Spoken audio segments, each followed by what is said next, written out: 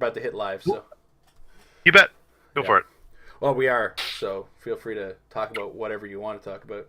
No, that's pretty much it. Mystery of the last remaining figure. I don't even know what it is, and I'm sure that people do. Even though it's not listed in the evidence thread, I'm sure that somebody knows, but it's not known to me. Yeah, it will be what it is, and it will be the last thing we review of this set come next week. That's for sure. Yeah, that's the hope. Unless, of course, they decide to drop a starter that no one knows about. Yeah, and I won't hold my breath. All right, let's just go right Yeah, to it. seems bloody unlikely. Let's just get right to it. We're live. I'm joined by Tom this week. Mike is out on his back. Just went through surgery, so Yeah. hopefully he feels better for Good luck next to him. week's episode. Recovery. So what we have planned for today, we do have a big announcement that's going to be towards the end of the show, after we take care of all the Heroclix related stuff. We have, of course, the sideline, which will lead the show, and the last couple figures that we didn't review last week, while also revisiting one with some information that kind of came to light after the fact. Yeah, so that's what we have planned for this week. And, of course, as we mentioned before, or we've done before, the sideline is what we've been using to talk about things we've been doing that are Heroclix adjacent. Be it board games, television shows, video games, whatever we're doing off to the side, because we don't have a whole lot of time to just play Heroclix these days. That's all online and not as frequent as it used to be. So what are we doing to keep ourselves in this kind of world? And this week, sideline active is Mr. Tom. Tom, take it away. All right, I will.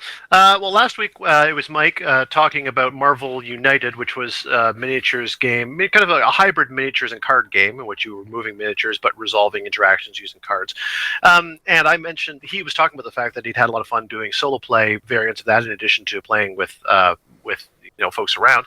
And I had mentioned the fact that I had recently come upon a game that was the first one that I had ever encountered where I really enjoyed the solo play experience, and I figured I would take this moment to highlight that. Fairly well known, but I'll mention it all the same. It is Marvel Champions. This is a new-ish game from Fantasy Flight. I would think it's been released within the last year to year and a half or so. Maybe even within the last year. It's just the time makes no sense anymore in 2020. But the way Marvel Champions works is it is a living card game, or an LCG, for those unfamiliar. That means that it is a card game that will have expansions and new content added on a regular basis that comes out in different packages and whatnot. But the idea with the living card game, as opposed to, say, a collectible card game, is that it's not blind, and there isn't rarity as such. So you can buy the expansions and substitute in as much or as little as you want. Nothing is essential for play besides the base game or any other subsequent base games that they make. And you can take the modularly, and you'll always know what you're getting and add to your game as you see fit. So anyway, Marvel Champions, as I say, is unlike Marvel United, which is a hybrid card and miniatures game. This is a pure card game. For those familiar with Marvel Legendary, it's also quite a well-known implementation of the Marvel license in card gaming, and it's fun, but it is quite distinct. This game, the idea, I say that off the top because some of the things about the game will sound familiar. There is a main villain, sort of a principal. They would have called it a mastermind legendary, but I'll call it a villain here. And there's a deck of cards associated to that villain representing the activities that they're doing. They have a main scheme. Sometimes it's a scheme chain, several different chapters of scheme that they're trying to get through one at a time, and you're trying to stop them from achieving that as the heroes. Or they're also just attacking the heroes and trying to take them out. So you can lose by them successfully completing their scheme, and evil wins from that, or evil can win by just beating down all the heroes.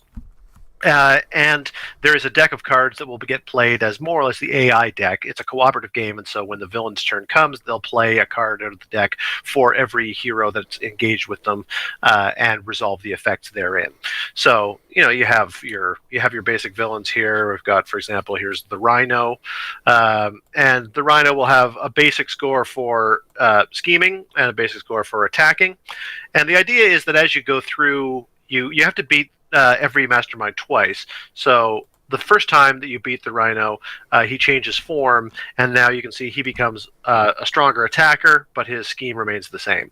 And then there is one of the difficulty settings is that you've got 3 different cards for the villain, but you don't actually play. You don't hit them 3 times, but you either play, beat him on card 1 and then card 2, or for a trickier challenge, then you go start on card 2 and go to card 3. There's nothing saying you couldn't also start on card 1 and go to card 3. It's just not one of the things they suggest. And so scheming represents them basically working towards their main scheme, and attacking represents them dealing damage to the heroes. So every player will take on the part of a hero. Here we have a hero card for Spider-Man, and there are 5 heroes in the base set, 3 villains in the base set, and you have your own deck of cards. And what kind of makes this fun is that you assemble the decks of the villain and the hero based on having bits of cards from 3 proportionate areas. So in the case of the hero, they've got their own deck of cards, and you add an alignment to it. You can choose to play them in one of 4. I don't know if they're actually called alignments, but it's what I call them. I think they're aspects is what they're called. My apologies. So you add one of 4 aspects. You could play the aggression aspect, which is generally about dealing more damage. You can play the justice aspect, which is generally about mitigating scheme. You can play the protection aspect, which is about mitigating incoming damage and staying alive. Or you could play the leadership aspect, which is about getting more ally cards out and supporting them and making them better. So if you wanted to play an aggression-based Spider-Man, then you're choosing to play him in a way that is more adapted towards dealing damage. A justice-based Spider-Man will be more about trying to manage the scheme. A protection-based Spider-Man is actually a really good combination because he is already well designed to survive incoming attacks and basically distract the opponent, so they're scheming more slowly by forcing attacks against them. And then by contrast, you've also got somebody like She-Hulk. There's a She-Hulk for you there. She deals quite a bit more damage than Spider-Man. And the other thing that makes this kind of unique is that at any given point in the turn, you may be switching between your superhero form or your alter ego form. So there is a Jennifer Walters form, there's a Peter Parker, and every hero has their alter ego. And there are various different reasons for wanting to switch back and forth because they all have special effects that that are only in play as long as they are one of the 2 sides. That's also what's deciding whether the villain is attacking or scheming is based on whether you're in your hero form and they're attacking you, or you're in your alter ego form and they're making progress towards their scheme. So there is a surprising, without going on forever and ever here, what I would say is that there is more depth in the game than you might think, because there is some depth in how you choose to build your initial deck. Of course, you can then get hands, and how you play out those hands will have various different strategic opportunities. And then past that, there is also the fact that you're choosing when to be an alter ego, when to be a hero. It is, by and large, the villains are too tough to really go one-on-one and just beat in a pure fight. Hulk is the only one kind of designed to be able to go one-on-one and maybe win the fight, and even he still has to turn to banner sometimes, usually.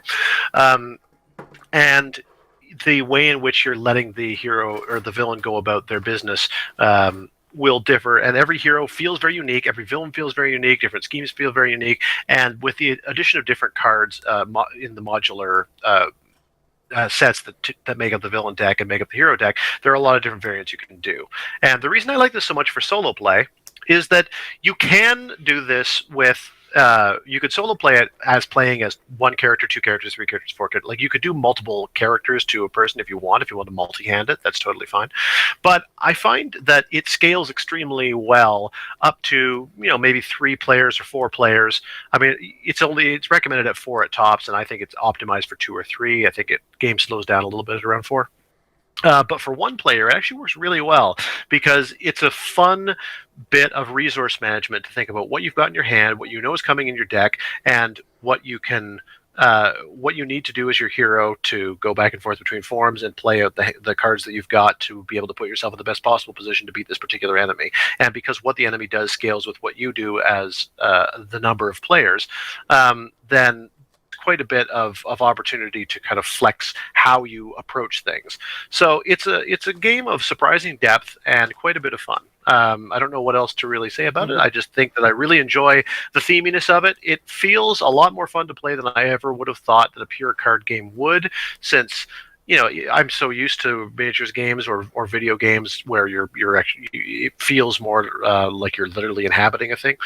When it's just a pile of cards on the table, it's harder to really capture a comic book feel. But I think this one actually does a surprisingly good job of it. So I wanted to shout that out and check it out if you're interested. Yeah, when I go back and think about the old Versus system back when I used to play that, there was a period where it just kind of didn't feel the same. Where it's like didn't quite feel like a game that involved heroes. It's just chucking numbers around. So it sounds like it's something interesting. Yeah, it just felt like mechanics. Yeah. Yeah, I think it works really. It's a nice balance. I like that all three of us, as we went through the different Sideline Active episodes, that we all found something that you could play with people, but also was playable on your own solo, because it's it's a little lonely out there right now in these times. Yeah, that is the theme of the moment, and we're all in different places, obviously. I mean, in terms of how many people we live with and their ages. And so, I think that we all have to be adaptable in that way. And I like the idea that this all kind of keeps us in the superhero headspace. I get excited when I play the game to read some comics, and I get excited when I read comics to play the game. And that's how it is with Heroclix, and it's nice to have some other outlets too. Yeah, absolutely. All right, so let's go and bring it back to House of X and finish up what we haven't talked about. Now, we're a little scattered all over the place as to what we have and haven't talked about as far as figures are concerned, because certain rare slots got filled in between, the last episode we did, not last week, but 2 weeks ago, and this week. So we're going to fill in those gaps and then move on to the next thing. But in the meantime, we're going to pull it up on Clixnexus, because it's always good to have something a little bit nice and tangible, and I could put everything in one place to make it easier to scroll through. So let me do a quick edit on this so you can, those of you who might need to see us talking are there. All right. So the first figure that we have to cover is the Rare Prime, figure number 37B, Emperor Vulcan. Now, he's playable at 175 or 90 points. If you're right now, I have on screen the 175 point dial. He moves on to the 90 point, starting at the first hypersonic click. First or second? Hold on. Nope. Sorry, it's like the third hypersonic click. The third. Yeah. So those first so the first 5 clicks are 175, and then the back end after that is 90. Anyway. So he's 175 points, 8 range, 2 targets with the Cosmic Energy team ability, Power Cosmic for those of you who are familiar. He's got Cosmic, Imperial Guard, Ruler, and Shi'ar keywords. And then he's got trait, Omega level energy manipulation, Pulse Wave. Emperor Vulcan can reduce penetrating damage and has protected Pulse Wave. A special defense power, which he has on his click 4 if he's 175 points, or his last click on all dials. Cloaked Indestructive Energy, Stop, Invulnerability. He's got a special damage power on the first 4 clicks of the 175 point dial. Magister of the Shi'ar Empire, which gives him leadership. When another friendly character that shares a keyword KOs an opposing character, after resolutions, remove an action token from that character and Emperor Vulcan. And yeah, so like I said, 175 points gets you the dial you see on camera, and the 90 point dial is a lot less. It's 5 clicks with the stop click, and these stats here. Tom, what do you think of Emperor Vulcan? He's okay. I mean, it's so easy to look at this dial and forget about the fact that Pulse Wave is there all the time. And Pulse Wave being arguably the most useful power in the game other than maybe Prob. It's great that it's treated here basically as gravy. Played at 175 points, he is an absolute ton of points.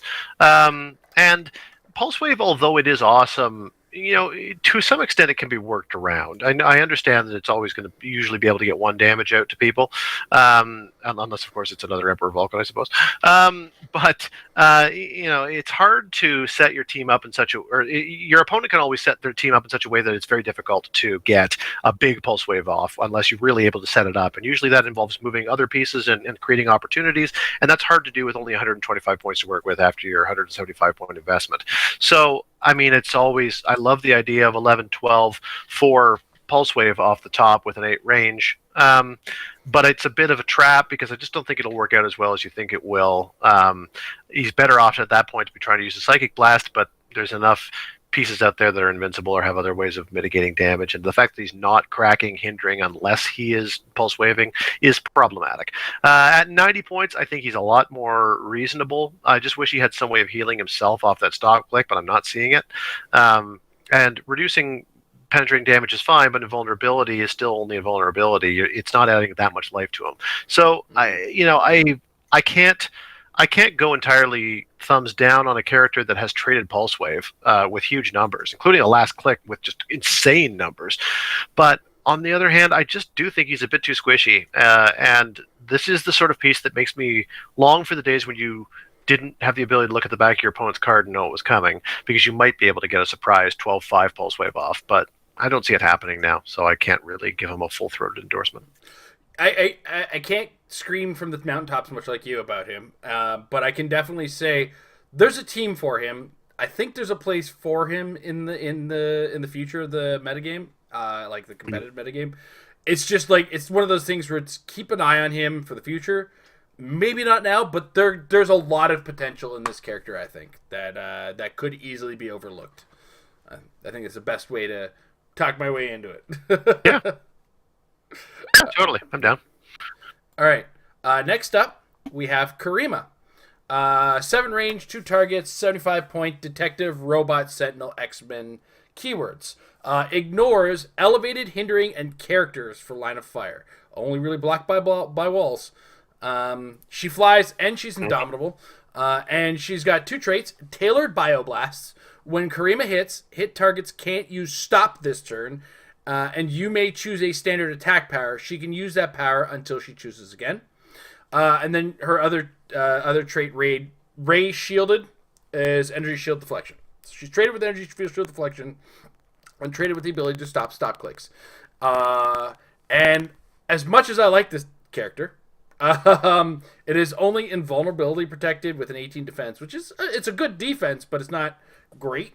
And it's ESD. Don't forget ESD. And ESD, yeah. So, I mean, I do have to add in that. I'm, of course, a little more gun-shy about high defenses, as everybody has amazing dice when I have high defenses. Fair. My problems notwithstanding, Kareema's a pretty good answer to a lot of the problems that exist in the game, but she does have to be the one hitting. She does have running shot and a really good range with a decent attack to go with it, which is easily bumped up. In brief, I will mention her team-up card that has been shown is Theme Team Robots, which gives Robot Sentinel keyword. It does, unless there's somebody who's doing something for Sentinels. It is what it is. So that doesn't kind of add value. But it gets around stealth. You can't hide in elevated terrain with her, and she can shoot if you base her. So she's got all of or not shoot if you base her. She doesn't care if you body block her. So, like, aside from barrier, which does exist in the game, and it's really cheap right now, Marvella. This is one of those characters I want to be more excited about, and I can't find myself bringing myself to be excited about, because of my opponent's dice when I get these defenses. But Tom might be a little bit more plus than I am. Tom?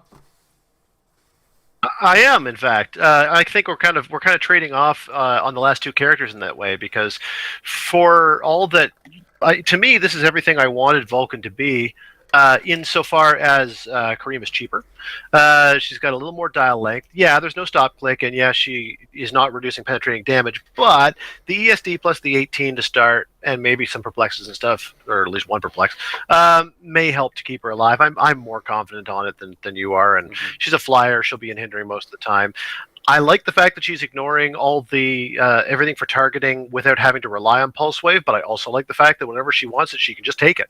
So much like Vulcan, she can take Pulse Wave when she needs it. Otherwise, she could be doing a Psychic Blast and Precision Strike, which is a bright, brilliant, hot combination. I love that. Or other things. I mean, I don't need to go through what all attack powers exist.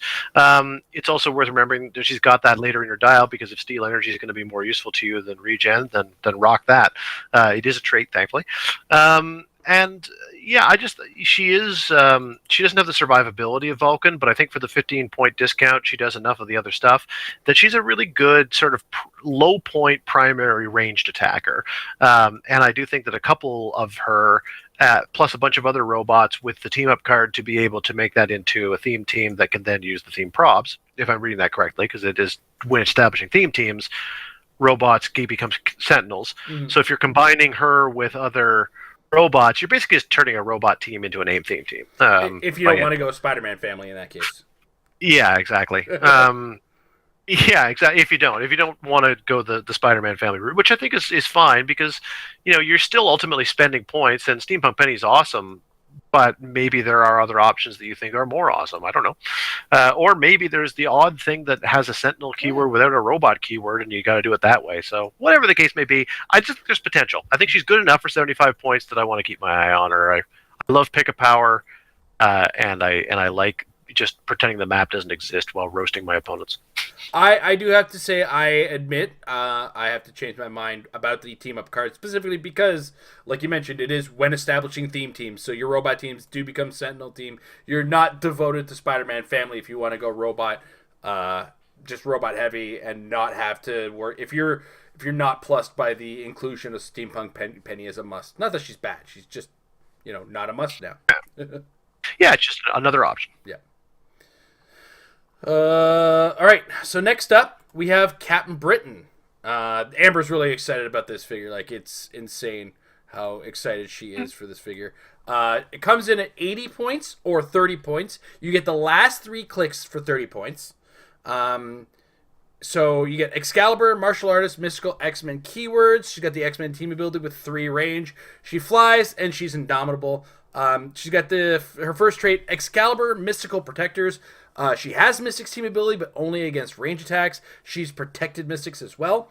Telepathic Coordination is her next trait, which gives her leadership, so traded leadership. When Captain Britain uses leadership and succeeds, she may also remove an action token from a friendly character within range and the X-Men or Excalibur keyword. There might be a few of those in this set. I don't know. Her special attack power, which she has on all first 4 clicks of her 80-point dial, none on the 30-point dial. Psionic Arming Sword.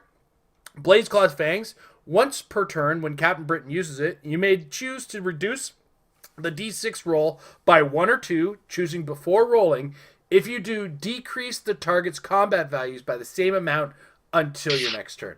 So you take a little bit of a risk on your Blaze Claw's roll, but then they have less stats going into it. So it's a gamble, but it is what it is. As far as I look at this as a 30-point, when I look at this as a 30-point leadership character who can take, multiple tokens from from your normal target plus another one within her 3 squares. Like 3 squares, it's not great, but it's not bad.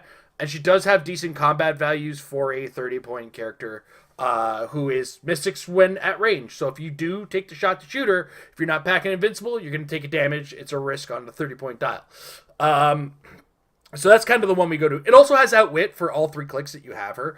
I wouldn't expect her to not get blown out of the water when she does get attacked, but that is neither here nor there.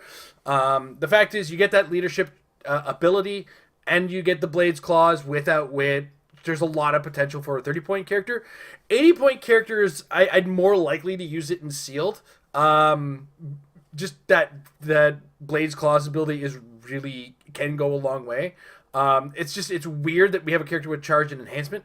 It's like, is that hold on? No, that's it. That's exploit. Exploit. Sorry, the coloration on Clixnexus is a little weird for me. That's exploit. Never mind. Charge, blades, exploit. It's better.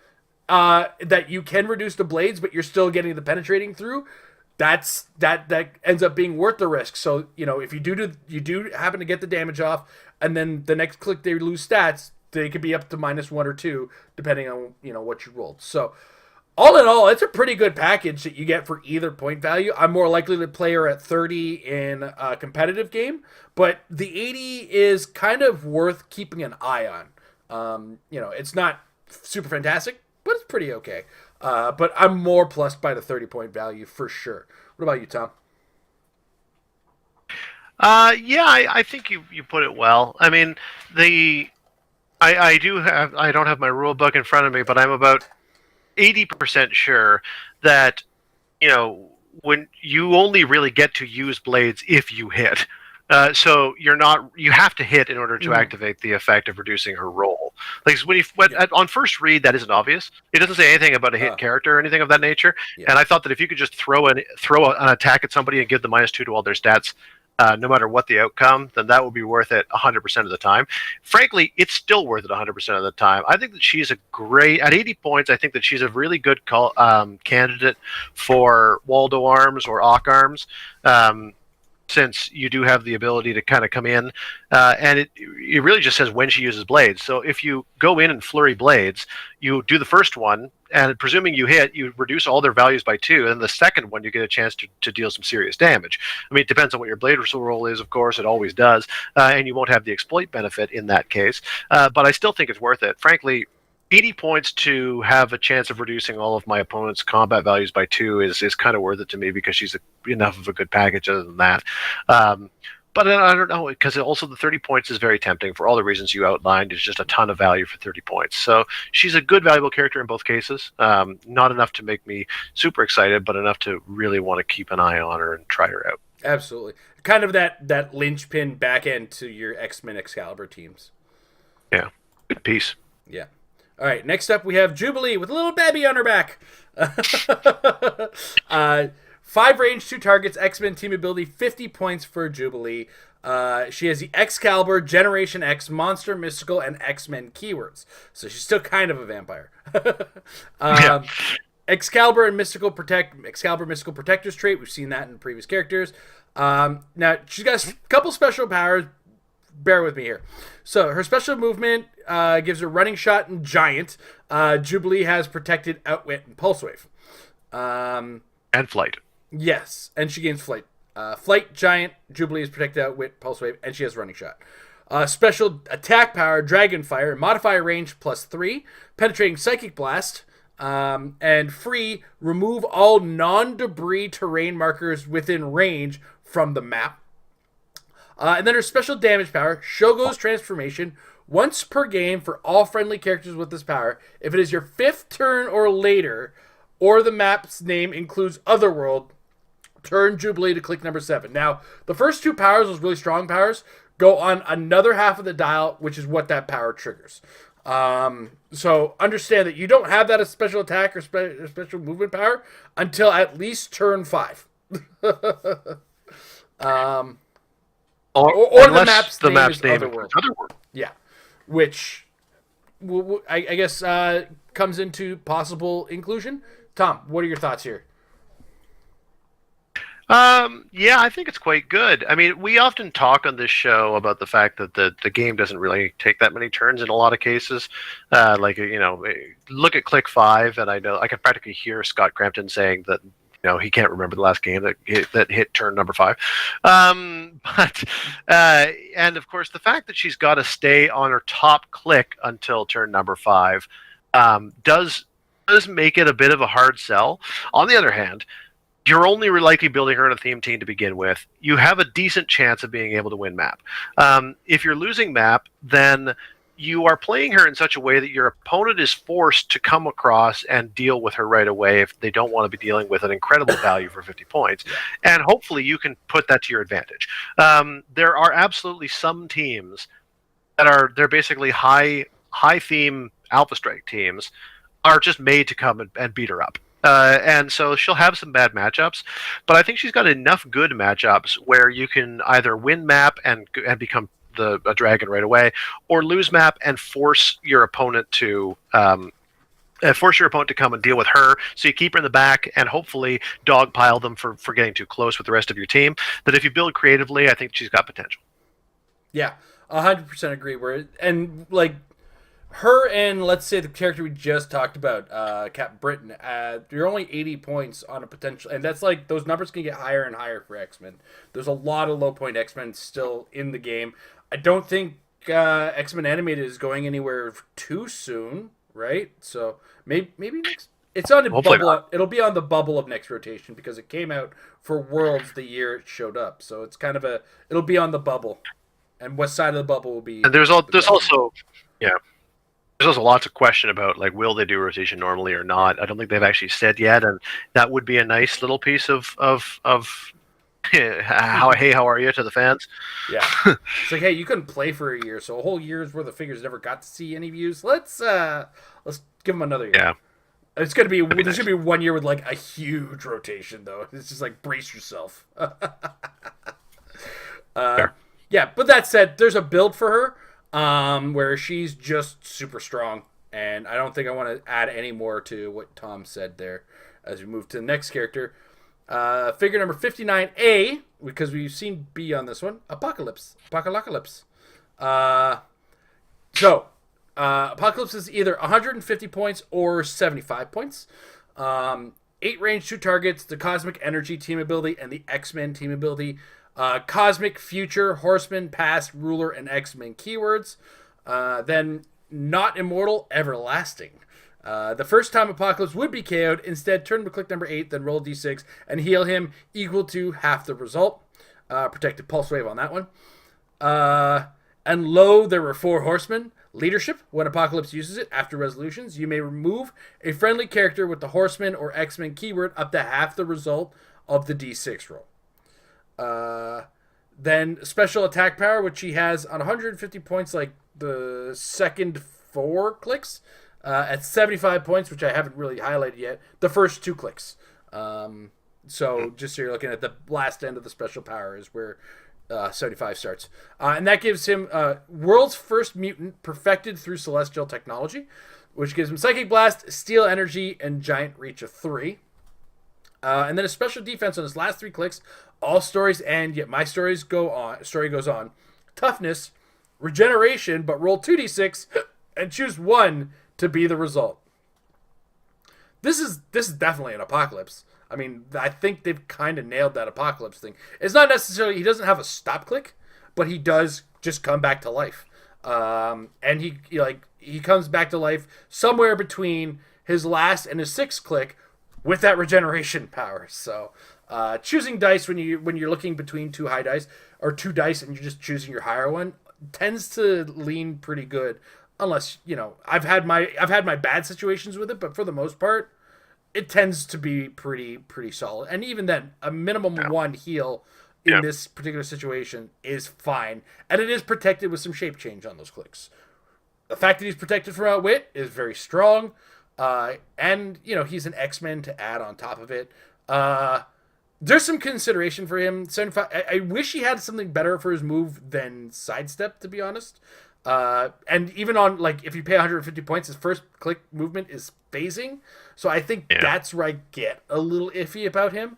But then, it doesn't say you have to succeed on your leadership to roll half the result of your d6. So if you roll a 4 in your leadership, you've just gained 2 movement on one of your X-Men, so you got a free sidestep out of that. I think that starts to add up pretty quickly if you're not paying attention to it. So long and short of it, I'm more interested in seeing what I can do with him at 75, but I'm not 100% sold on the 75-point version necessarily compared to other Apocalypses that I've seen. And, just in general, I like it, but I don't think I like it enough, if you catch my meaning. What about you, Tom? I agree with pretty much everything you've said. I mean, I kind of wish he just ignored characters or movement, so at least you could reliably use that trait to keep him on the move. But he doesn't, so there's nothing I can say about that. And I just think, it seems like a real slap that he goes down to only 3 damage at 75 points. I really wish that was a 4, or that he had. I guess he could deal penetrating damage, but he has no real other way of increasing that output. And defensively, he just seems a bit soft. I mean, 5 clicks with invulnerability, as we talked about, is not that hard to get rid of. He will have shape change down the way, and he comes back from death once, which is all well and fine. The defense power feels a bit like a trap, only because I know that double dice regeneration is great, but I don't know how much of the game I really want to spending my actions trying to heal myself back in the hopes of being able to get back to my lofty 3 damage click. And if I don't, I'm just risking dying again. So it's a bad choice either way, and I don't think you get enough value for 150. So I'm afraid, as much as I love Apocalypse, this one's a pass for me. Mm-hmm. So let's move on to the luck of the Irish, shall we? With a little bit of Black Tom. Holy smokes, did he ever get lucky on the call on this one there, bud? Oh, boy. So, Black Tom, 65 points with 5 range. Brotherhood of Mutants, X-Force, X-Men keywords. He's got the Mutant CIA trait, which is stealth and ignores hindering for movement and line of fire. At one with the island is the second trait, which gives him trait shape change, but only if Black Tom occupies hindering terrain. And a special movement power in his first 4 clicks, Krakoan defense system. Sidestep free if Black Tom occupies hindering terrain. Place Black Tom in a square of hindering terrain within 5 squares. And then just marvel at this stat line. And remember, we're talking about Black Tom Cassidy. No Tom, kidding. You wanna go on this one there, bud? I'm not gonna attempt an embarrassing Irish accent. I think in my tired stupor 2 weeks ago, I was tearing some strips off of the design team, and I think rightly so. What the heck is a 4 damage exploit weakness doing at the front end of this guy? I know that in the comics he's been reinvented as like merge with the island, yada yada, but there's no excuse for Black Tom Cassidy to have 4 damage exploit. I mean, come on, it's 4 damage exploit on Black Tom Cassidy. It's nuts. So I just did a quick fact check. Apparently, he basically is Krakoa now. Sure, yeah. Well, that's what I'm getting at, right? Yeah. Like he kind of, I know why, but it's just it feels too good for him. I don't know. This just what can I say? This feels a little bit of like the wizard syndrome. But fine. Enough of me complaining. I've just always thought Black Tom was a loser, and I am up to date enough with the new comics now that I get that he's not so much a loser, but he'll always be a loser to me. You know what? I was stuck in the '90s version too. I was like, hold on, Black Tom with 4 damage. I hesitated because I'm still in the '90s in that Black Tom, sense. So yeah. I was with you. It's like, what's going on? I only just now discovered that. Yeah, okay, maybe Black Tom does deserve some of these stats when I asked Amber over here. So yeah, here we also have another example of like them trying to give you some incentive to use your smoke cloud, but you won't. Of all powers, like we all know leap climb should probably be addressed at some point, but I don't know, man. They'll never be able to fix smoke cloud enough that I like it, I don't think, unless they just make it a permanent, create 1 free or something. No, it's still not worth it. No. It's a bad power. Anyway, so I'm complaining. Funny how I'm complaining about his damage being too high.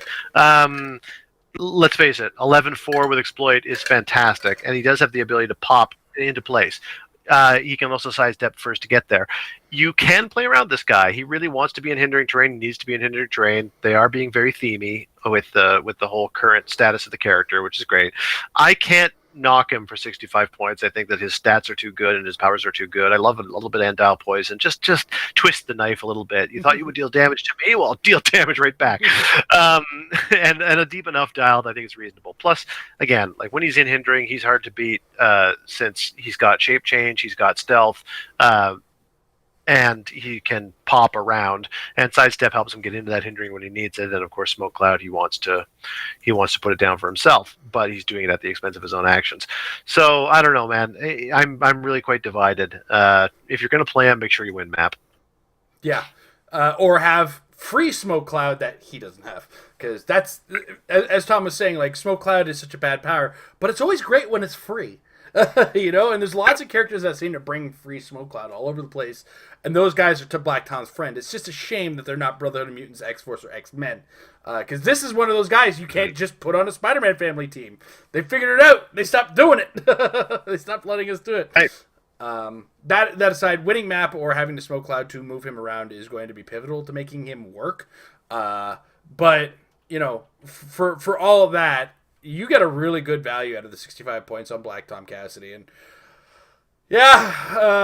he's got what I think Mike would have expected out of Havoc as far as a fake character is concerned, to be brutally honest. Mm-hmm. So I'll just kind of move on to the next thing at this point. It's good. There's some consideration. I might try him out on something. That's just kind of how I go, though. It's like let's. It's hard to know. It's hard to know. Yeah. All right. Next up, Richter. Excuse me. 40 points, 6 range, Excalibur, Richter. Mystical. Emder killed. Yeah, Richter. Careful. Excalibur, Mystical, X Factor, X Force, X Men keywords. He ignores outdoor blocking and hindering from movement. He's got the Excalibur Mystical Protectors trait. I know a thing or two about moving Earth, which gives him barrier. Barrier is free, but only to generate one terrain marker. When Richter uses barrier, after resolutions, you may remove one blocking terrain marker adjacent to the generated marker. So you kind of use your barrier to take some of their barrier away. Special attack power on all the clicks of his dial. I am everywhere you have ever stood. Quake. When Richter uses it, he may also target opposing characters within range that are adjacent to squares of blocking terrain. Now, the fact that that's on a 40-point character is kind of exciting because there's a few maps where it's hard not to be next to blocking terrain, and a 6 range to use that effect, it's just within range, not necessarily on a fire, is pretty potent. And you can put one of those down for free. So for a 40-point character, I think that's pretty bonkers, especially with ranged Mystics team ability and some evasion in his super sense. It's a shame he backends with some actual willpower, but he adds perplex to the team if he hasn't been killed when he's that far. So it's a pretty great 40-point package. Up for some considerations, especially when you consider that he's got a 3 damage, a single target Quake with 3 damage is pretty damn good too. So I'd give him. I'm pretty thumbs up on Richter, to be honest. What about you? I agree. The 40 points sells it, man. You look at this dial. I often find myself looking at points last. I don't know why. Maybe it's just I want to digest the dial first and then cross-examine against points. Or I look first and last. Right, but like I looked at the dial, and it was one of these things where I was like, "That's pretty good for 50 points," and then I was like, "Wait, it's not 50." In that case, it's great. So 40 points is the selling point, I think. He's not phenomenal, but for 40 points, he is. Yeah, exactly. All right, I'm not going to try to sing this one, but the next one up is Mother. 35 points. X-Men. Did you say? I can't remember who sang the song, but that mother, you know the one I'm talking about? No? I'm alone? All right, bye.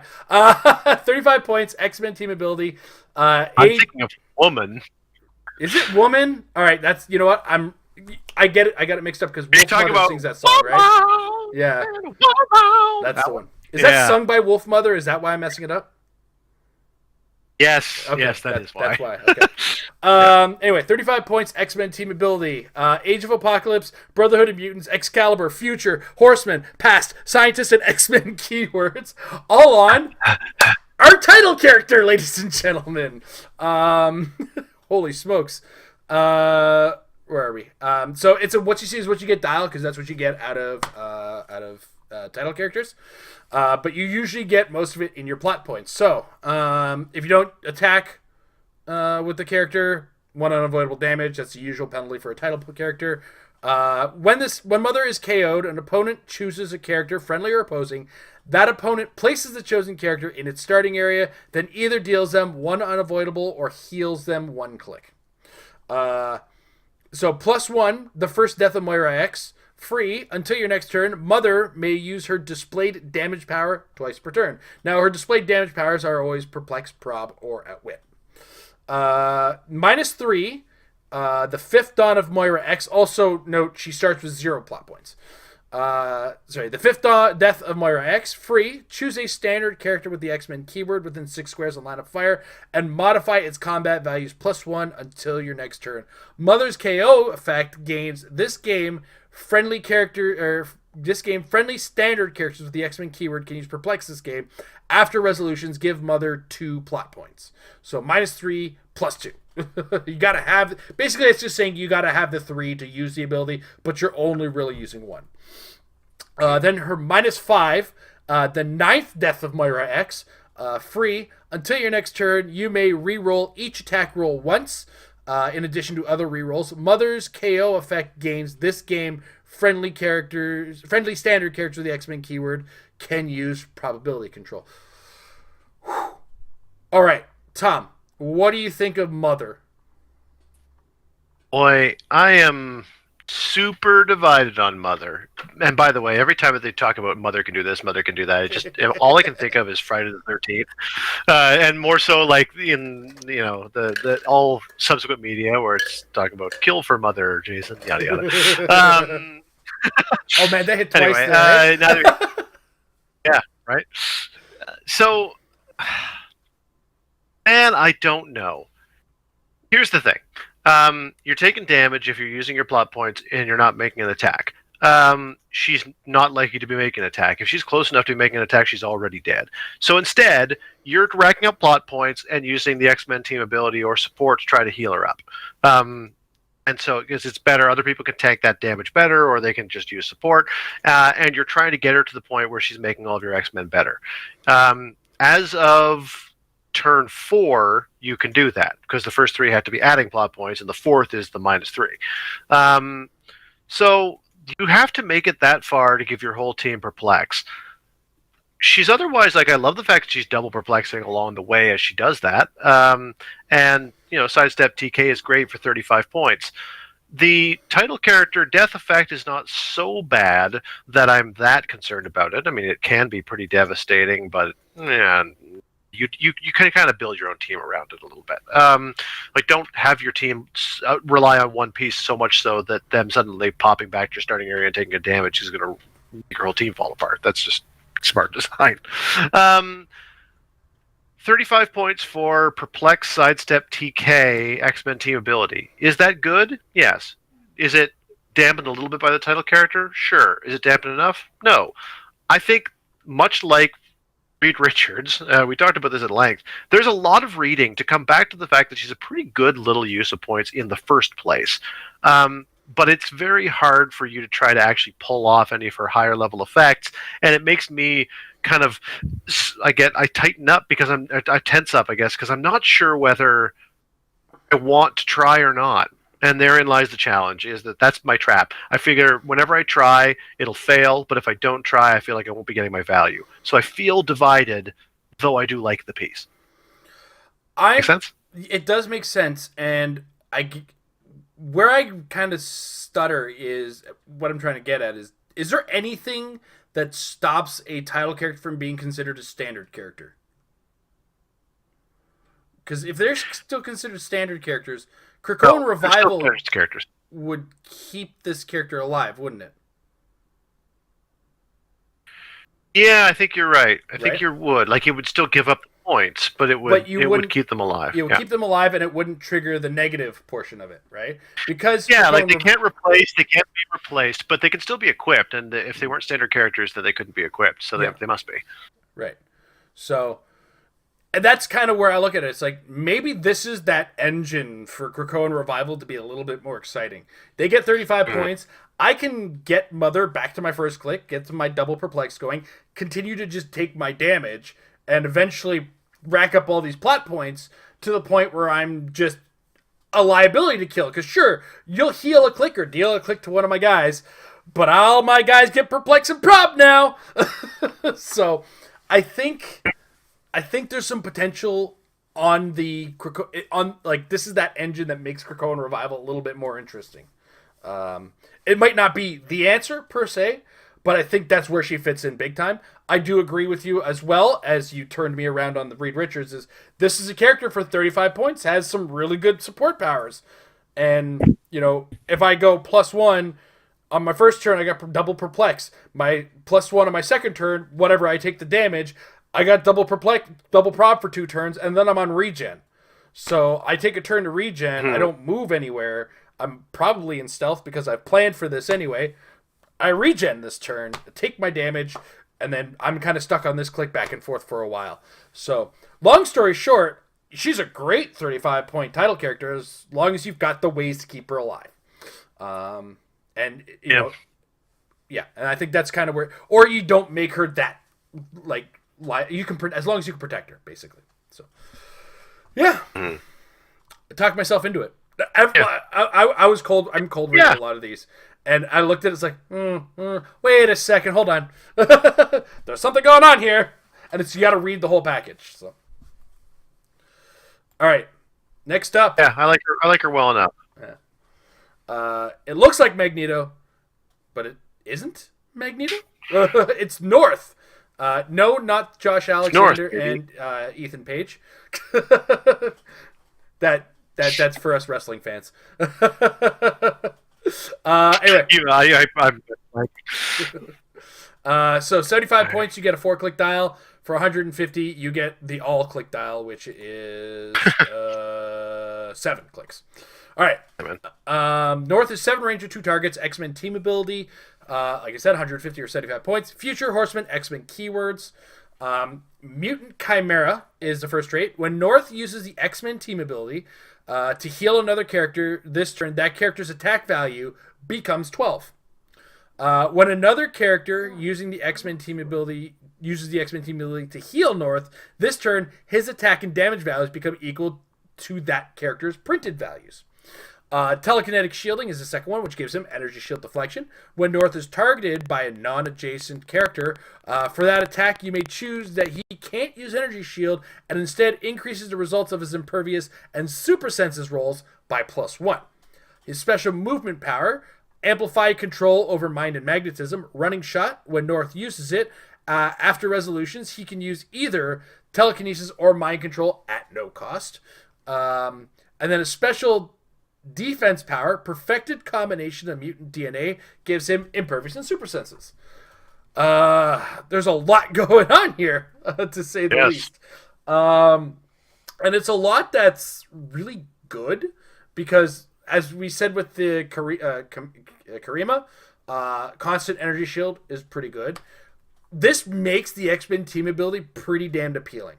At the 75-point dial on this guy, because you get pretty mediocre, like 10 attack, 3 damage, there might be that character who you use the X-Men team ability on this guy with to bump those stats, or, you use this guy as your X-Men team ability battery to start giving 12 attacks to big damage guys with high range, like your Storms or your Jean Greys or whoever. Those were just the ones that came off the top of my head. So yeah, kind of a long story on it. It's an interesting character. I'm not sold on competitive play for him, to be brutally honest. And I think that's kind of where I stand. Like, he does have some really good evasion off the top on the 75 point, where he has impervious, he has shape change, and he has super senses. But nothing is stopping them from being outwitted. He doesn't have willpower, unless he does have indomitable, and that's been missed on here. But otherwise, no, I don't think so. Yeah.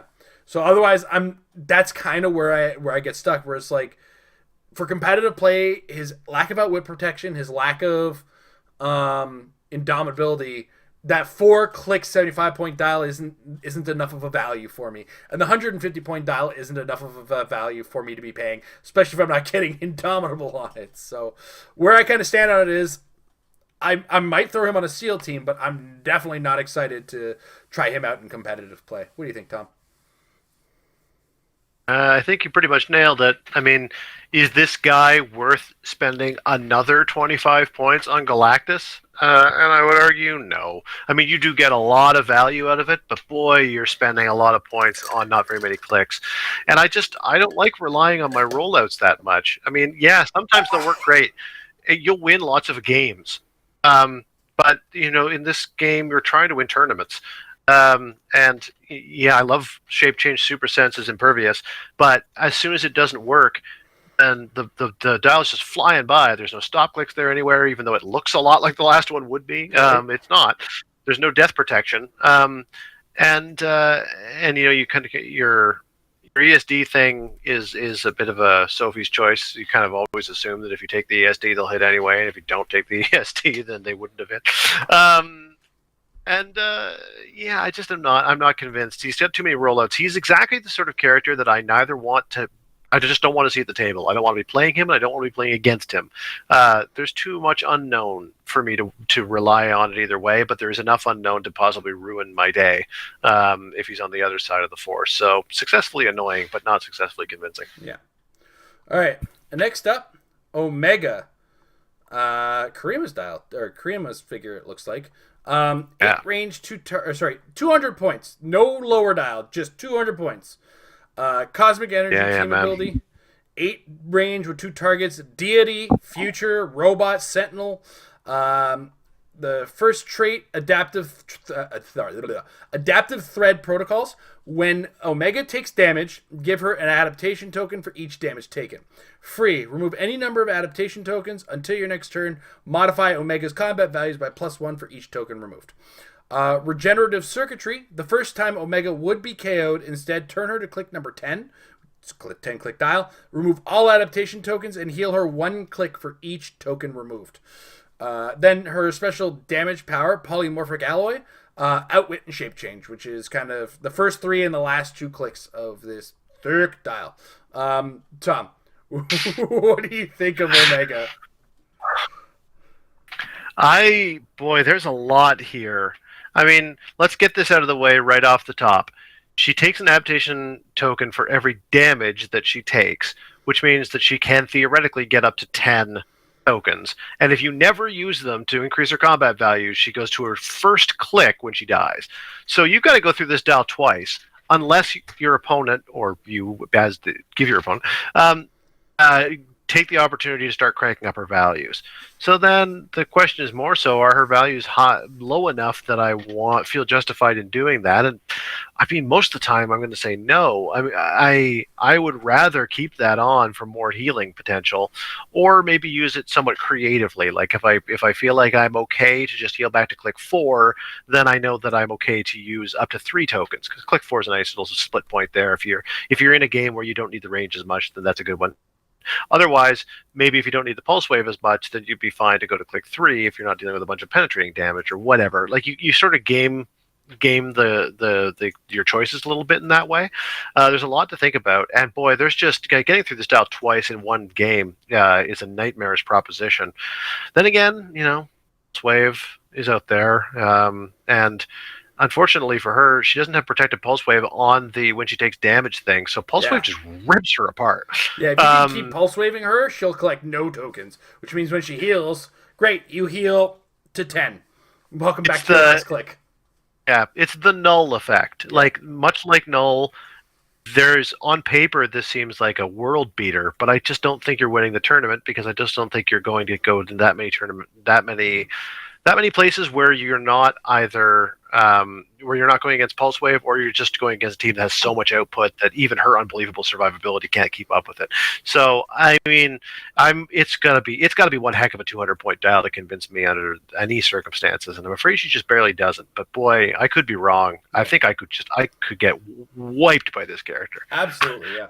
I think one of the things that kind of tickles me about her is the Omega versus Omega mirror match, because she starts with pulse wave, which means the first one to get the hit gets the lead, basically, and will be able to heal fully without upping stats. So the other one is going to get stuck down several damage, and then kind of have to play their way back up, unless this Omega, the first Omega to hit never jumps off of that first click, because then you're just railroaded. So it's one of those games where it's like, this is a character that can be totally awesome if you're not packing, like, as an opponent. This is awe-inspiringly the biggest pain in the butt in the world if you didn't bring Pulse Wave to the party. If you brought Pulse Wave to the party, it's less threatening, but still problematic, because she does still have some pretty decent stats as far as everything is concerned. So, 2.5, one or the other. It's a pretty great character, but playing it's hella risky, and you have to have a certain mindset, I think, because I don't have the mindset to put all the eggs in 200-point basket here. So no, I don't like also just looking across at like 2 Marvellas and shaking hands. Like, she has no way of dealing with barrier, and then there's a lot of that right now. So yeah, not convinced. All right, next up, Voldo. I say it that way because of the bystander. 40 points for a 4-range pirate robot starjammer. Brain of the starjammer itself, passenger. Sorry, brain of the starjammer itself, passenger 4. The formatting was a little weird. When Waldo carries, it may carry friendly characters with the starjammer keyword that are up to 4 squares away instead of adjacent. Sikorsky, ship medic, Sikorsky, the ship medic, there we go. When Voldo starts the game, generate a Sikorsky bystander that gains the Starjammer keyword. Special defense power on the first two clicks of Voldo. Emergency protocols activated. It gives it invulnerability, unique modifier, friendly characters with the Starjammer's keyword within 4 squares, modified defense +1. Add this to the Sikorsky Pog, which will... It has flight, autonomous, indomitable, and tiny, with sidestep, no attack power, super senses with an 18 defense, and support. It's like everything you asked for in a bystander right there. Yeah, awesome. So awesome. This is the thing that like has to be added to Starjammer teams if you're going to be making the Starjammers team somehow work. It's got to be Voldo and friends, because you're getting that extra defense. You get the perplex. You get the carry 4 up to 4 squares away, so you're not like limited in. Voldo can move. He's not stuck beside everybody. It's not stuck beside everybody. And then, where was I? The +1 defense within 4, and it is invulnerable. It's kind of protected for a 40-point character. It's going to get blown out by like a solid Psychic Blast, but for the most part, you're going to get there with your 12 movement phasing. 9 if you're carrying your full complement, because, rule of 3 works both ways. And you get Sikorsky, who is just the most bonkers Pog I've ever seen. It is the most on-dial Pog I've ever seen. Go ahead. Another more proof that we just... Jason Wingard just gets better and better. Right? Jason Wingard now has access to 12 attack support. Insane. 12 attack autonomous support. That's indomitable. You make a good point, which is that this guy's got to be on all your Starjammers teams. This guy's going to be on a lot of my Spider-Man family teams too, with 2 keywords that you can make for it. I love this piece. I love a great little carrier, and some of you are out there screaming, for only 20 points more, I could have Spider Pharaoh, and I suppose I could. I don't know, 20 points is a lot. And there are a lot of times where what I like is kind of the pure support package that comes with Perplex and support with my multiple character passenger. I in some times I'm going to like that more. And also, Sikorsky's pretty well protected with an 18D super senses, tiny, and +1 defense, as long as the Voldo's nearby. So it's enough to convince me. I think Voldo is really good and good not only on Starjammers but on non-theme teams. As far as a low point non-theme multi-taxi, I think this one joins the ranks quite worthily so. And on some Spider Family as well, if the 20 points are too rich for you to not want to go Pharaoh. Or you don't have a Pharaoh, because this is a super rare, and Pharaoh's a chase, right? So. Fair. Yeah, true. Fair. Oh. All right, next up, Old Man Phoenix. Now, just to kind of get this comes in at 160 or 90. 90, you're getting the last 5 clicks on the dial. So, you have a Cosmic Energy team ability character with Cosmic, Future, Phoenix Force, and X-Men keywords. His first trait, Mutant Regeneration and Cosmic Resurrection. At the beginning of your turn, roll a d6 and heal Old Man Phoenix half the result. They're Wolverining again. The Earth was dead and gone. You should have left it that way as a second trait. When an opposing character would be KO'd but isn't... after resolutions, give them an unwanted resurrection token. Characters with unwanted resurrection tokens can't heal, evade, or reduce damage. Special movement power on all of the clicks. This time, nothing on heaven or earth can stop me. Charge flurry. Special damage power, again, all of the clicks. Righteous anger is all the fuel I need. Battle fury, exploit weakness. Tom, what do you think of Old Man Phoenix? Unsubtle. No surprise there. No surprise there from a Wolverine. It says Wolverine as Wolverines get, eh? I have to say, I'm just not. I wish that I could get more excited, but I'm not. At 90 points, I feel like he's just going to die in one turn because no one's going to leave him alive. and you'd be a fool to do so. And it's not that hard to deal 7 damage in one turn with a lot of teams that are designed to be able to do it, especially if you set it up correctly. At 160 points, he's just too many points. It is hard at that point to deal enough damage to take him out one turn, and his ability to free heal all the time means that if you don't have good follow-up turns ready, you'll find your work disappearing in a big hurry. So there is definitely that. This is not a piece to be taken lightly, but it's not a piece that I'm that excited about. I could be wrong. I mean, there's so much going on here. Charge, Flurry, Exploit, Battle Fury is just a nuts quattro. Blades, I should have mentioned there. Charge, Flurry, Blades, Battle Fury, Exploit is 5 powers that work together really well. Yeah. So don't let this piece get in there, or else you're in big trouble. Can't say it's bad value for 90 points, but I just can't get that excited about a close combat exclusive piece that I feel like can die in a turn. Mm-hmm. I'm not going to have much in the way of a choice as far as building teams with this character, because somebody who's not on camera right now loves her Wolverines and is going to love this figure, I'm sure of it, and I'm going to have to build with it. So I'm bracing myself for that. That said, I'm kind of on your excuse me, I'm on your page, but I do like that in the same set that we get, probably the one source of the most if you would be KO'd effects, you kind of just take them and go, all right, fine, deal with this part now. So you do kind of dissuade that, or you do make that less appealing to a certain degree. If there's any effect. And there's been a lot of characters where it's like, if they would be KO'd, do this thing, and then they're at full clicks. Well, now they're not. They're kind of like part of the value of what they used to be. I think that I'm just kind of justifying the parts of it I like. All right. Next up is a whole bunch of symbols that actually equate to the word apocalypse in Krakoan. Yeah. And I love how on Clixnexus they've said apocalypse bracket Krakoan. It's 160 points or 70 points for apocalypse. For 70 points, you get 4 clicks. So the last 4 clicks for those of you who are watching on the screen.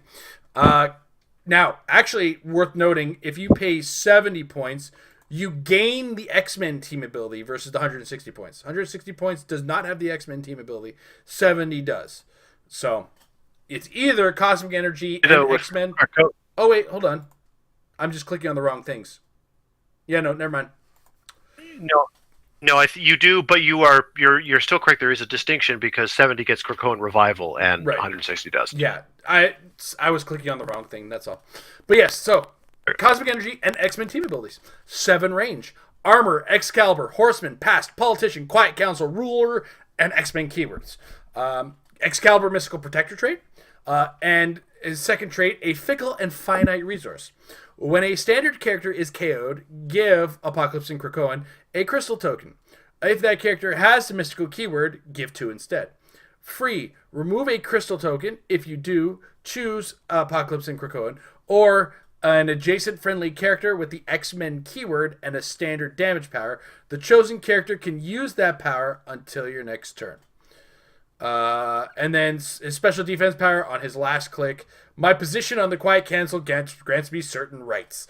Stop, Invulnerability, Mastermind. When this click is first revealed, after resolutions roll a d6, heal Apocalypse in Krakoan a number of clicks equal to half the result. So, so I think this is the most exciting and well protected of the Krakoan Revival characters, as far as like what potential they can do. So it's 70 that has a Krakoan Revival, right? Yes, okay. Correct.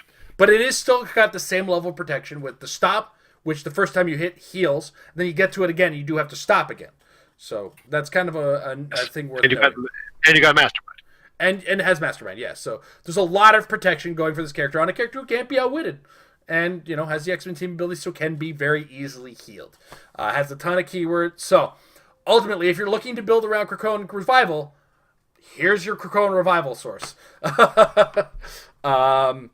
And you get a lot of value out of it if you do end up, like, when anything is KO'd, doesn't necessarily have to be him, or, sorry, a friendly character. It's when everybody's KO'd, you do get that crystal token, and then you can choose the powers that characters are gaining. So you got some pick of power, but you do kind of have to earn it. So it's kind of as we've referred to, a bit of a win more.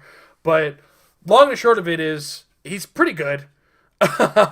And because he's keeping your team alive, he does help to maintain that constant pressure that a good, well-built X-Men team relying on the Krakoan Revival can be. So I think that if anybody is going to use a Krakoan Revival, I think he's going to be a big part of it. Long and short of it. I should be pointing up that way because that's where we are in relation to the camera. But yeah, so that's kind of where I stand. The 70-point Apocalypse, Krakoan Apocalypse really stands that. And he does bring it a little. He's got running shot with a Psychic Blast and a 7 range. That's not to be scoffed at. He does have Outwit as well. He doesn't ignore penetrating damage, but he is not outwittable because of the cosmic energy, and he is... I don't know why... It says he's indomitable on here, but he's got cosmic energy as well, so I might be a typo or something. Either way... No, I think that's real, but I'm not sure why. Because if, he can't use willpower, he really can't use willpower.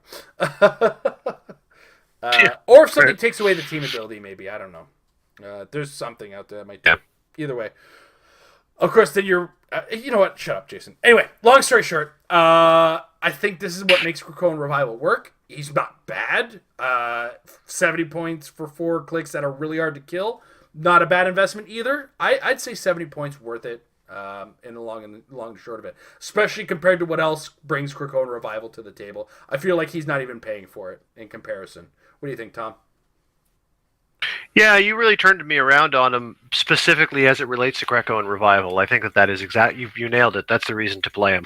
I wasn't that impressed with him as a piece in his own right. Not that he's bad. He has extreme survivability with the fact that he basically bounces back from his stop click. So he's got to hit the stop click twice, and then he's got Mastermind. That's a lot of survivability for 70 points.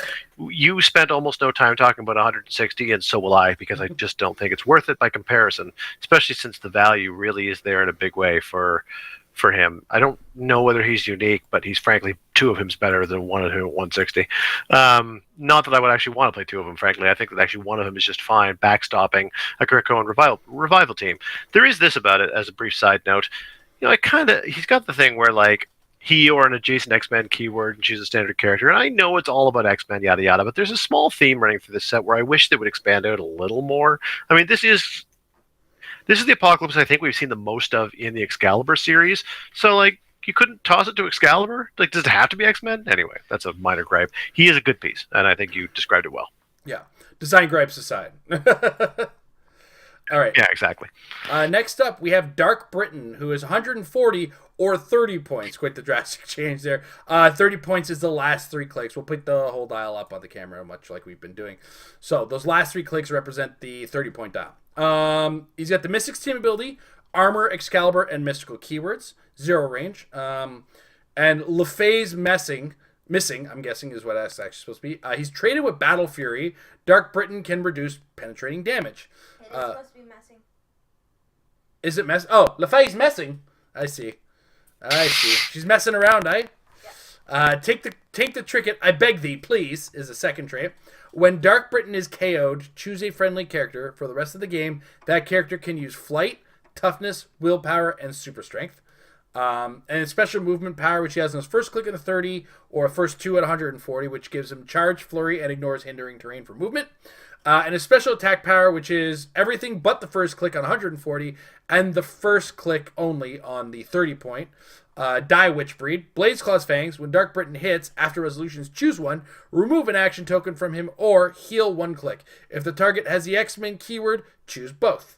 Not Excalibur, though. No. The one that he was in the comic for. Right? What do you think of Dark Britain? 30 points is real good. Let's go with it once again. Say it with me, folks. Charge, Flurry, Blades, Exploit. Pretty good for 30 points, especially when you know that you are KOing him by way of giving another person on the team a pretty substantial boost. Yeah. On the other hand, if they don't KO him, then that character is like, where's my willpower? North is back there going, boy, I really wish I had some willpower. Why does nobody kill King or this Dark Britain yet? Kill him, will you? So I can get some cardio.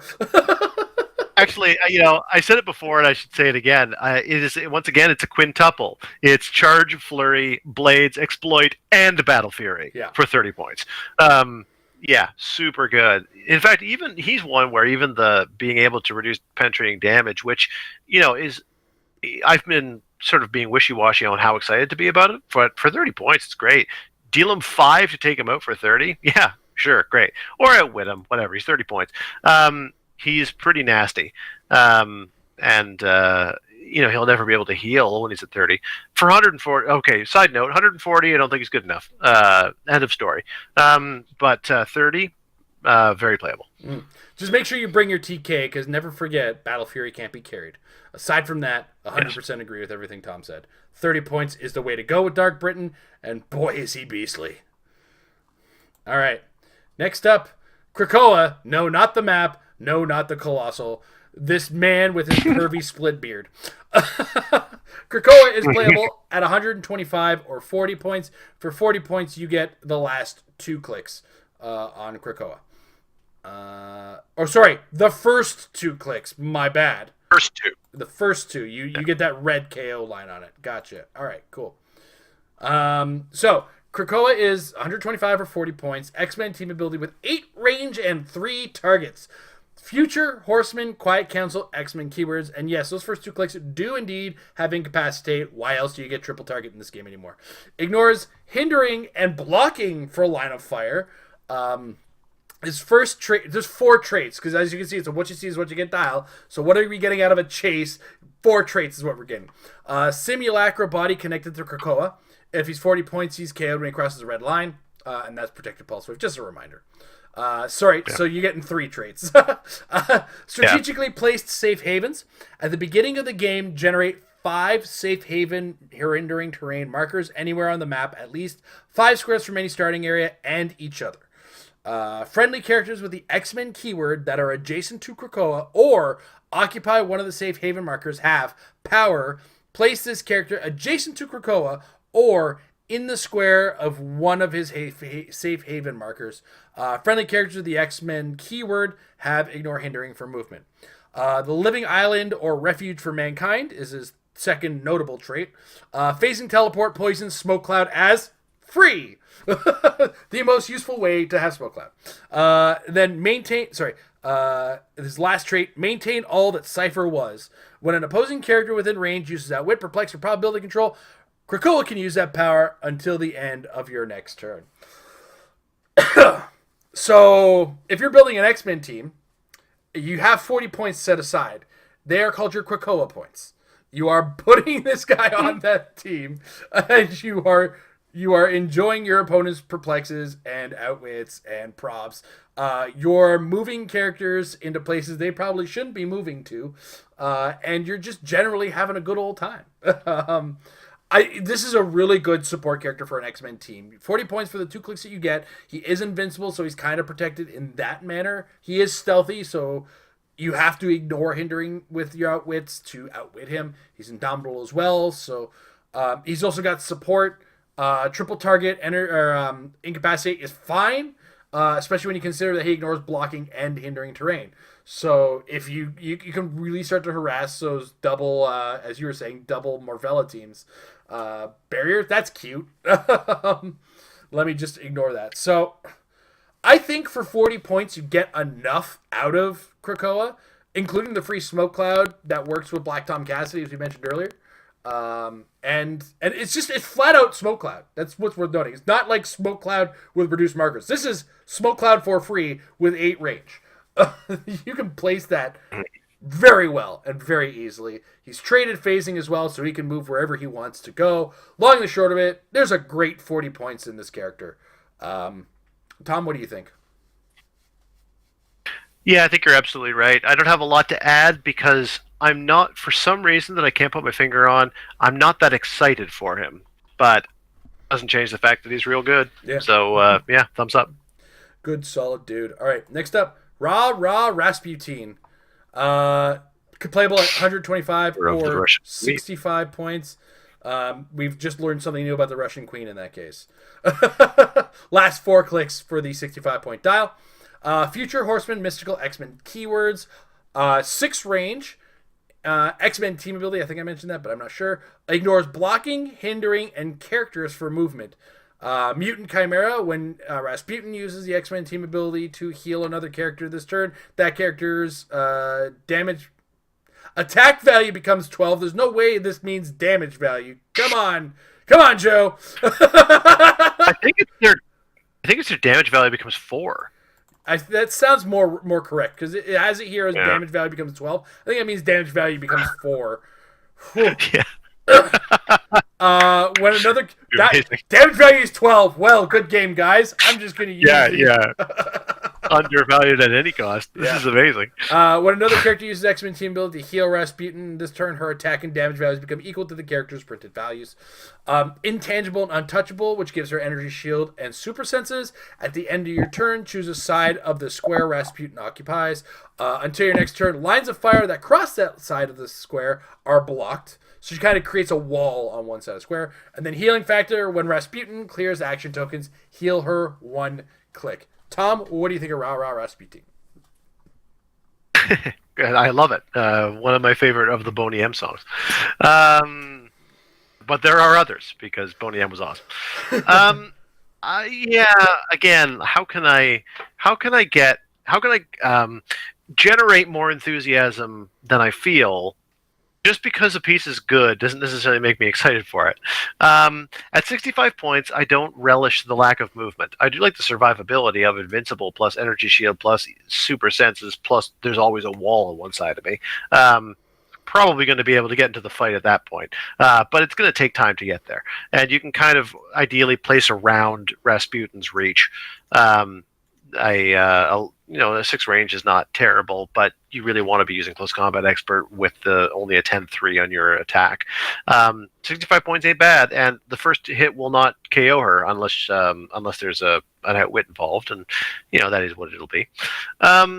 The extreme ignoring of things for movement is great. I love the ability to go through blocking without actually having to break it in the process. I don't think the 125 points really is enough to get me excited. I mean, again, Charge Blade's Exploit is awesome, but at the point at which you're paying this much for nothing special on top of that, I'm afraid it is not that great. And free healing is good too, so it's exactly good enough, but at 125 points, I think that she goes down too easily. And at 65 points, I think that she takes too long to really become a major factor in the outcome of the game. So it's not that she's bad in any particular measurable sense. I just don't think she's good enough when there's so much competition in the competitive game. Yeah, it's a pretty high bar that you have to kind of cross, and she teeters just under the bar, and she's touching it, but she's not quite able to cross the line on that one. All right, next up. And last but not least, Binary oddly comes in 2 different values. For those, that's a big joke. 175 or 100 points. You get 4 clicks on 100. So, Binary has Cosmic Energy, X-Men team ability, 8 range, 2 targets. Avengers, Cosmic Soldier, Starjammers, X-Men keywords. Power Overwhelming is her trait. Binary has Protected Pulse Wave. Once per turn, when she KOs an opposing standard character with an attack, after resolution, she can use Pulse Wave at no cost, as if she occupied the square the KO'd character occupied. Boom! Boom! Whoa! That's wicked. That's awesome. And her special attack power, which she has on the first 3 clicks of her 100-point dial and kind of in the back end of the 175-point dial, Cosmic Star Power pouring out, Energy Explosion, Penetrating Psychic Blast, and Poison. This is a really interesting character. I want to like the 100-point version more. It's just, she's, and I don't like using this phrase when it refers to a female character. She's super penetratable. Like, she's Protected Pulse Wave, but not Psychic Blast, right? So, but the fact is, when she KOs a character and then can use Pulse Wave, that is, from like that square, is really potent and really disruptive to a lot of positioning for a lot of teams. She comes with an 8 range, 2 targets. Like, just, there's a lot I want to like about this character. And she's like got a lot of potential, but that the fact that a single 4 damage psychic blast just blows her up is it's not that exciting to me, and I think that's where I get a little iffy about her. What do you think, Tom? Well, I think you're absolutely right. This is the unbelievably seemingly rare instance where I'm more interested in talking about the higher point value. That almost never happens. Yeah.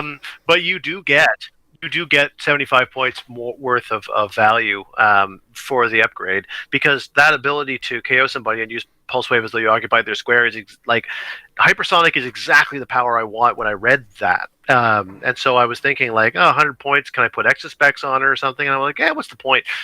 At that point, I might as well consider paying the 75 points to make her my 10 pole. That being said, she's not good enough to survive as that 10 pole, even with the protected Pulse Wave, because the first hit will knock her off invincible, and the next hit will knock her deep into the dial. So, she's not good enough either way, but she's better at 175. So that's a rare thing to be able to say. Yeah, I think I kind of got caught up in the 100 point version, and the 175 point version is better because it starts with some invincible. Is actually probably more appealing in this case. I think the 75 point version was just say, if you don't want to play her that big, here's something. Yeah, totally. I mean, I'm glad they gave it. I'm not wishing that they didn't have a 100 point option, but I do wish they did more with it, perhaps. Yeah, I think I might have been a little irked by seeing hypersonic mixed with pulse wave, and it's not the ideal combination of powers, but you do get to use the pulse wave in conjunction with hypersonic as long as you're getting them kills and getting those beatdowns. So it's KOs. So. All right, so that's kind of everything that we hadn't covered yet, with the exception of the one missing character, number 51. Hopefully it's out there sooner rather than later, or at least by next week. So, House of X is looking fun. It's looking like a great set. Tom, what are your top 3 wants of the set right now? Well, I would say that my top one is a bit of an easy one, and I mentioned it last week as well, which is the SR Prime Apocalypse. Always sucks when your top one is an SR Prime, but I really love the ability to just create my own horseman team, and that, frankly, the fun of that outstrips the playability, because I don't think that it's a super competitive ready piece, but I think that there's an outside possibility, and I just think it's going to be super fun. I can quickly segue onto my next one, which is the opposite of that from the perspective of extreme competitive playability, and that's Juggernaut. I think Juggernaut is the most competitive piece in the set. And I'm happy to be able to say that one of my top 3 wants isn't a particularly rare character. That is itself an uncommon thing, and this is an uncommon figure. It's Moira X. I love Moira X. I'm real excited to get my hands, and maybe she won't play as well as I think she will. That's possible. Maybe she's going to be overcosted for what she does. That's possible too. But hey, I think she looks real neat. So I just want to get my hands on her to see if she's as much fun as she looks. Yeah, she does look like a neato sort of character just in general. I did have an uncommon in my list, and I feel like I may have been too excited for him, but I'm still excited for Douglock. I think he looks like a lot of fun to play. He's going to be a neat character, only in the uncommon slot, so it's not like gotta have it and spend out my butt for it. I am with you on the Juggernaut. The Juggernaut is in my top 3. I love champ figures, and I love Juggernaut, and it's kind of a combination of the both of them. Mm-hmm. And then my last one is actually Dark Britain.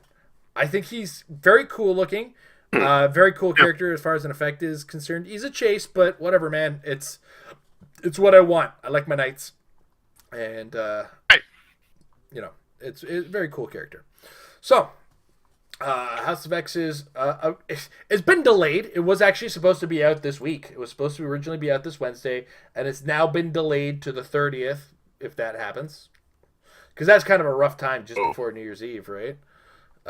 So hopefully you can get yours on the 30th. Fingers crossed I'm going to be able to get mine. With that, we do have one big announcement to make in regards to the channel. We're kind of shutting it down. Amber and I have been at this for about almost 8 years now. And we are kind of losing a fair bit of our creative energy. And we don't feel like we are putting the same that we used to put into it. Now, for that said, there are a number of factors that could be considered for this. It could just be that this year in COVID has really kind of been a drag. It could just be that we've been having a bit of a rough go. Amber hasn't been too excited about competitive play herself. Any number of these things kind of compacted into and the fact that we've had a hard time finding the time to edit videos, so our content has actually been strictly relegated to the Metal app.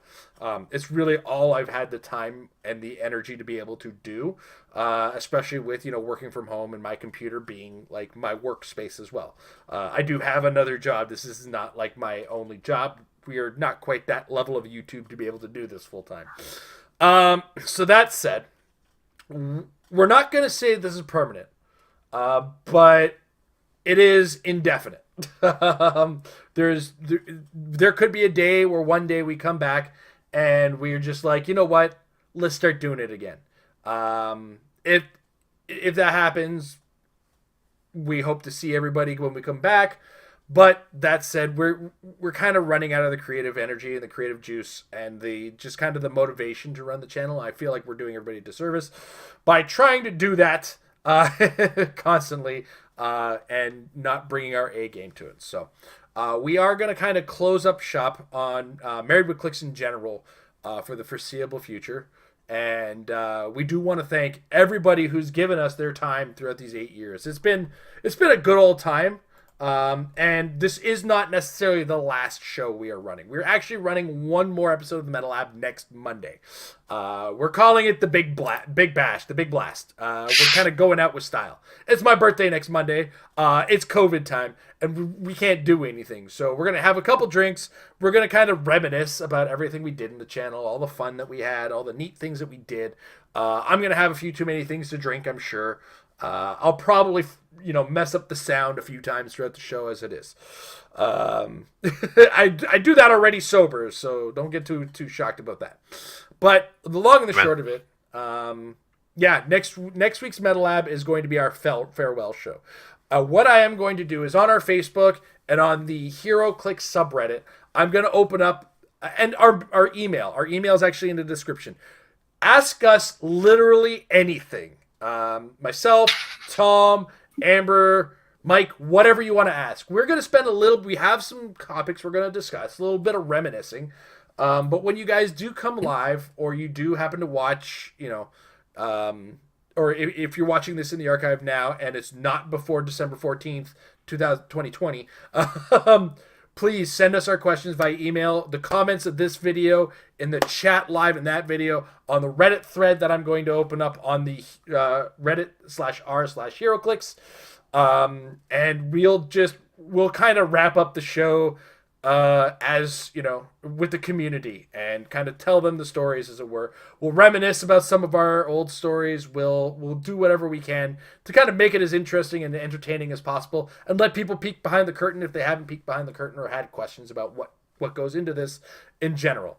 If you were a patron or are a patron, I know you guys probably noticed that we haven't charged you for a few months, but we do owe you several backlog things. So if you are a patron, your content's not ended yet. We have a few things that we're going to do our best to just film them.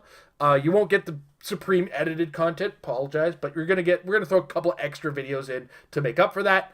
So Amber and I are going to play in our patron style, the old style, and swear at each other and have fun playing Heroclix again. Probably won't be as competitive as we wanted to make those videos, but that's why we're giving you more of them. And there's 2 more months of action tokens that we're going to try to get to you. There's been a bit of a hiccup over at Big Bully Games. I'm going to drop them a line and see what's up with that. Long and short of it, we're wrapping up after 8 years of the show, and next week we want you guys to just send us your thoughts, send us your questions, send us any whatever you want to talk to us about, and we'll kind of wrap it up there. So Tom, anything you want to add before we actually open up to the few questions that we have for today? Oh man, that's good, and I think you said it. Obviously, this is the decision that is the right thing to do, and we'll talk more about it next week anyway. I mean, I'll gush over my wonderful time here and all that good stuff when the time comes. For now, I don't have a lot to add for today's episode. Pleasure to be here, as it always is. All right. That said, boy, am I glad that I'm on my last week of this hellish quarantine I've been on. Oh man! All right, we do have only one question that's been fielded as far as the